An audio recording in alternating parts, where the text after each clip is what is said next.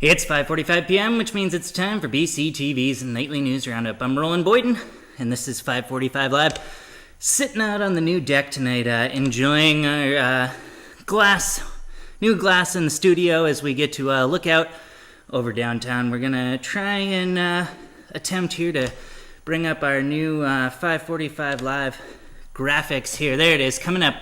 We'll talk about Democratic Lieutenant Governor hopeful Cassandra Gekas. Brattleboro Savings and Loan whipped out some hamburgers at their Community Appreciation Day, and we've got a new 7-town summary summing up all the municipal happenings in BCTV's surrounding communities.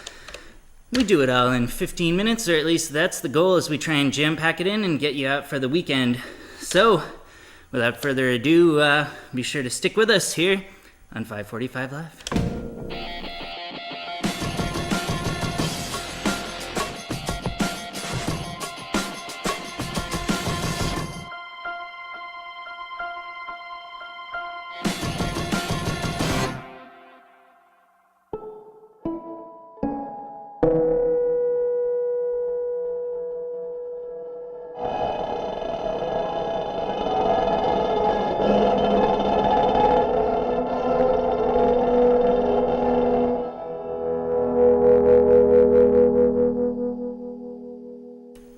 Welcome back to this final day of August 31st, 2012 edition of 5:45 Live. I'm Roland Boyden, and with any luck, I'll soon be joined by my co-captain Joe Bushy as he tries to get through some classically horrendous downtown traffic. In the meantime, I'll try and hold down the fort here.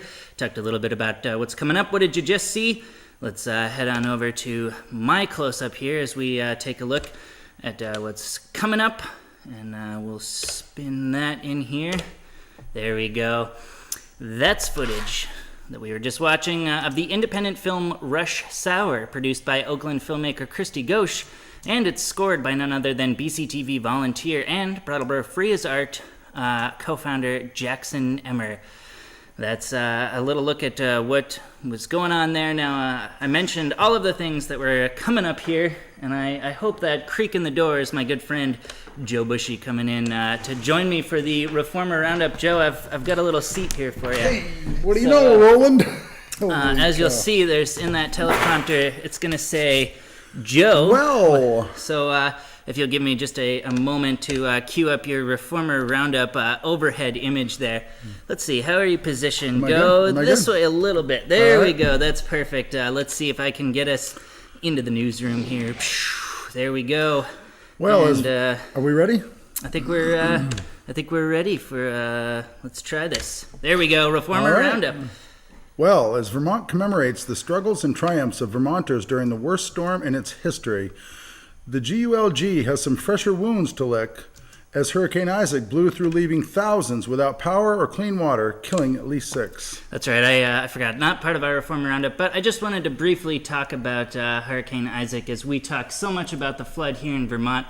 I just happened to be on the Weather Channel's page where they have a truly fantastic slideshow of pictures assembled from AP reporters from around the country. Fantastic and kind of truly horrendous. Yes, yeah. Hurricane Isaac, which hit all across the Gulf Coast. So some fantastic pictures, but also truly tragic. And as we take a look at some of those photos as the waters begin to recede, obviously for copyright reasons, we can't show them ourselves, but it's worth taking a look at here if you do have the time. So, all right, Joe, let's go back into that Reformer Roundup, which will put the pressure on me yet again to zoom back into our newsroom here.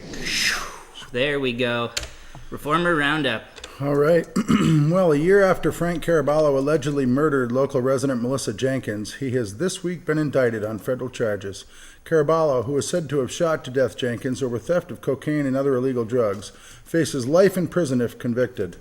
Next, the long-running strike from the teachers of the Wyndham Northeast Supervisory Union has finally come to an end, as yesterday the newest collective bargaining agreement was inked. And to close, a Townsend man picked up a drunk and disorderly conduct charge after police responded to a call of shots fired in West Townsend. There you go. Let's do that animation again. And Hey. there we go. Now we're off your close-up. All right, Reformer Roundup, just a sample of some of the things that Brattleboro's daily newspaper has got. Of course, you got to pick up the paper, go to reformer.com, or get the smartphone app if you want more of the details on that story. So let's get back into our own stories with our own video now here, Joe. I want to quickly talk about the opening of the Democratic National Headquarters, which happened earlier this month, as we get those video there of you and Daryl down at that opening shortly before the primary.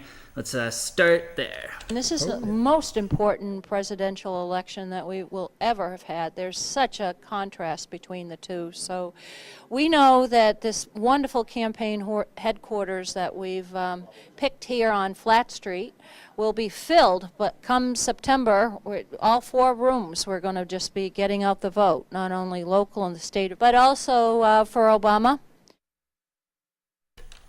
Betty Fry at the Democratic National Headquarters, which will cue us into our next clip with the Democratic Lieutenant Governor hopeful Cassandra Gekas. As we slip on over here, this one's mine. I'll get you to roll the teleprompter, Joe.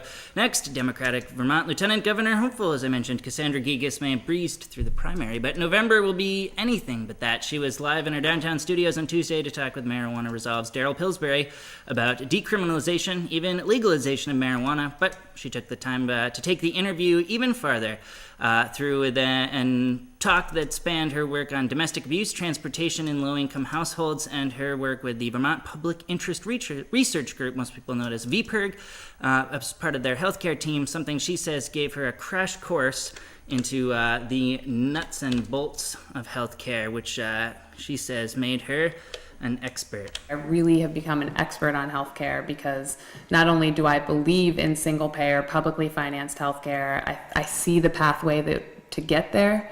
Healthcare was the main reason that I decided to run for lieutenant governor because I want to make sure we stay on the right track.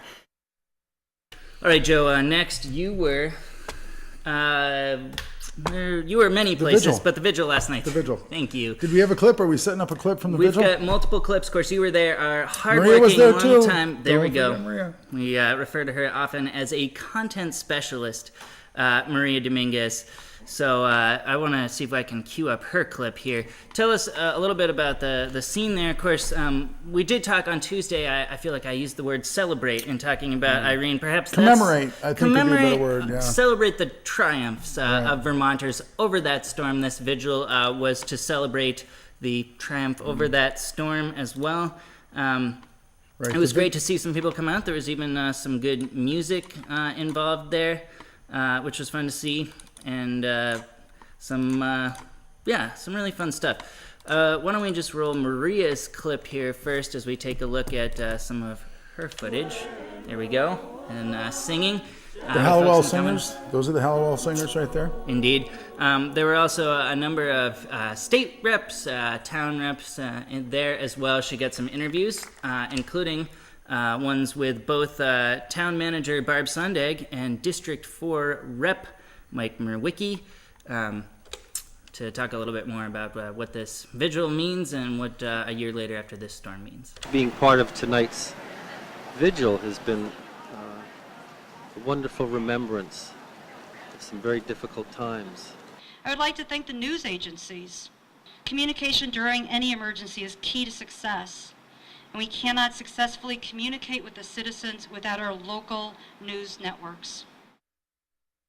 There's Barb Sondag, town manager, thanking the local news networks, BCTV included, and of course WTSA, who's their official emergency response radio station network there. All that hard work by, among others, Tim Johnson, who volunteers here for us. Well, it was Load the Latchis today, Joe, and hopefully folks dropped by the main theater where they were getting food donations to fill every seat. And it ends at 6, so there's very little time left. But I would say it's worth the trek down, not just to donate, but to see... really, I was there earlier, and I wish I had brought a camera down there, because to be able to see every seat filled with food, like it was a world-class video premiere, it was very exciting. Now, I did talk to Lucy Fortier, who's the new director of the Brattleboro Area Drop-In Center, and she was saying that all this food they raise, even if they meet their goal, only lasts 2 weeks. Summer's a slow season for them. Obviously, we'll gear up for Project Feed the Thousands, but even if you missed it today, there's plenty of ways to donate. The Drop-In Center has a website you can go to. You can pay by credit card right there. It's very easy and very necessary.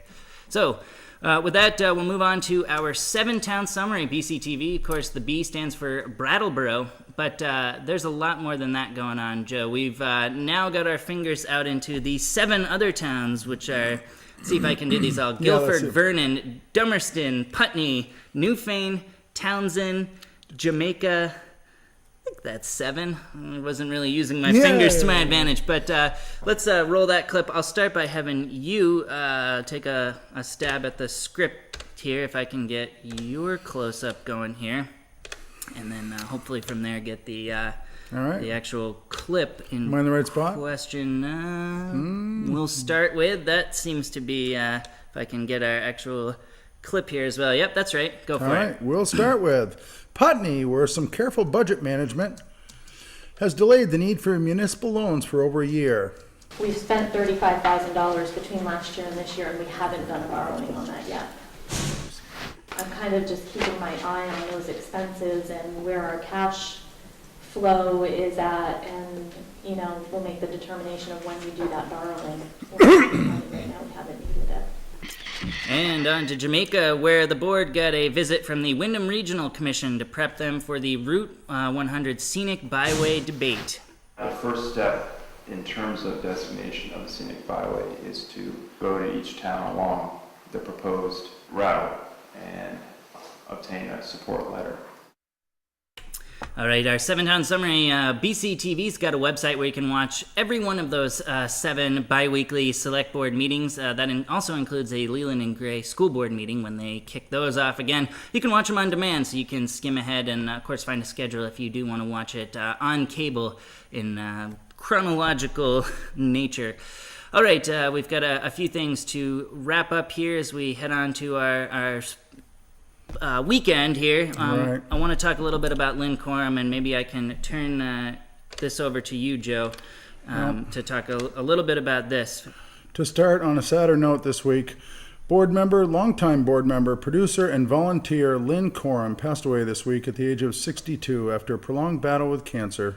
Here's Coram's hosting her long-running show, Neighbor to Neighbor, for what proved always a highly charged program. We have so many areas of things we want to discuss. And this show, we wanted to talk about the stimulus package and how governments get in there and muck around in the markets and cause sometimes good things to happen and sometimes some painful things to happen. Also, a few notes before we wrap, including that shocking fact that it's Labor Day on Monday, so trash and recycling will be time shifted back 24 hours. More info on town closures and schedule changes at brattleboro.org. And it wouldn't be a BCTV show if I didn't shamelessly plug BCTV itself here with stuff that's coming up there. BCTV viewers catch a piece on SITs, a broad program in Serbia, Bosnia, and Kosovo. It's very short, very fascinating, worth checking out. Shows at 11:15 p.m. tonight on Channel 8. All right, Joe, that's all I got for a weekend update. We better pack it in here as we... Improv. That's right. Enjoy the weekend, long weekend. I'm going to kick back and enjoy Labor Day as well. Be safe out there. Make sure if there's revelry, merriment, drinking involved, you just don't combine it with driving. That's really all that people are asking out there when it comes to responsibility for this long weekend.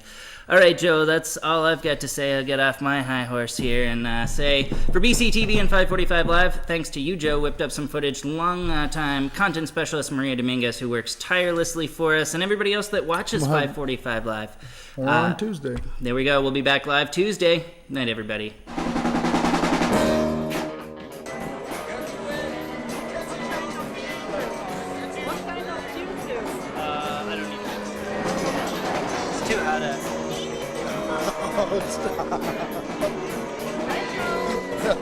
Stop, I'm gonna go get the other one.